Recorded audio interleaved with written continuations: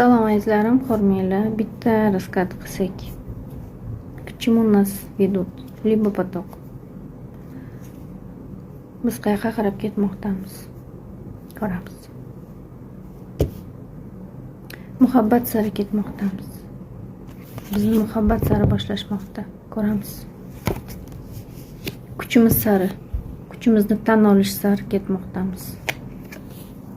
Og'riqli, xiyonatli kunlarni o'tab, og'ir kunlarimizni, og'riqli qalblarni yopib, o'z kuchimizni qabul qilish sari, muhabbat sari ketmoqdamiz. Xiyonatlardan keyin, og'riqli nuqtalardan keyin. Mak. Kim bu Mak? Mak kelyapti hayotimizga. Imperator janob oliylari. Kuchli persona. Прям подстать. Xuddi bizdek qiyinchiliklar ko'rgan, hayotning og'riqlarini ko'rgan. Всемогущий. Вижу цель, не вижу препятствия. O'z hayotini o'zi qurgan, noldan boshlagan.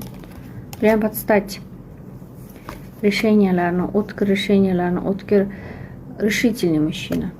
Прям keladi, zamonnikisan, turmush quramiz, tamom. Boshingizni qotirib o'tirmaydi. Imperator uchunki biladi, hayotda nima kerakligini, nima xohlashini biladi. U o'tmishingizdagi infantilniy, abyuzniy narsist emas u. Kachelada o'ynatgan sizni bir bor bir yo'q bo'lib. Unaqa emas, bu haqiqiy erkak. Может, структурный мужчина. Юрист, адвокат, госуслуга, государственный rahbar. Intuitsiyasi mощный ishlaydi. U hayotda nima kerakligini biladi. Bundan tashqari hayotingizga yana ritsar mechey kelyapti. Ritsar mechey kim? Muhabbatim bor deyapti. Yulduzim mani deyapti. Ritsar mecheyni bildim, taxmin qildim, lekin bu aniq. O'tmishingizdagi inson ritsar mechey.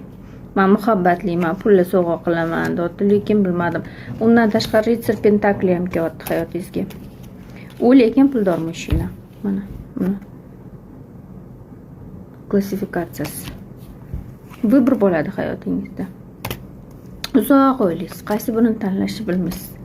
Siz qachonki koroleva kubkov bo'lganingizda to'g'ri qaror qilasiz, muhabbatli. Hozir mech bilan yuribsiz-da, faqat razum bilan. Chunki hozir tishina hayotingizda. Но скоро все начинается. Тишина перед бурей. Готовьтесь. Готовимся. Erkaklar ko'rayotgan bo'lsa ham tayyorlaninglar, hayotingizda o'tmishingizdan tashqari yana ikkita ayol kirib kelyapti. Kuchli ayol, прям подстать вам. Ох, долго будете мучиться, qaysi birini tanlashni bilmay, lekin qabul qiling.